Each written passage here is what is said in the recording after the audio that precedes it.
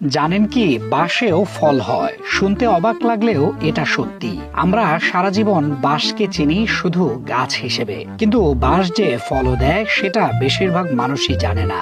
আর এই ফল পাওয়া এতটাই বিরল ঘটনা যে প্রায় ৪৮ বছরে মাত্র একবার সুযোগ আসে।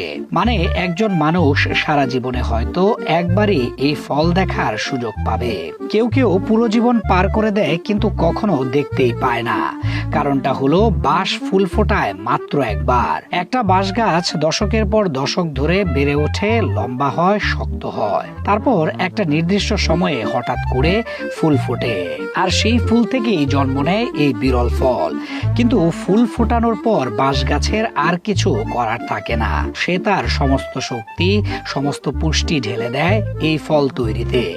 আর তারপর গাছটা মরে যায়। নিজে শেষ হয়ে যাওয়ার আগে পৃথিবীকে একটা বিশেষ উপহার দিয়ে যায়। ফসল তোলার পর সবার আগে ফলগুলো ভালো করে ধুয়ে পরিষ্কার করা হয়। মাটি, ধুলো, যে কোনো ময়লা সরিয়ে ফেলা হয়, কারণ পরের ধাপগুলো পরিষ্কার ফলের উপর নির্ভর করে।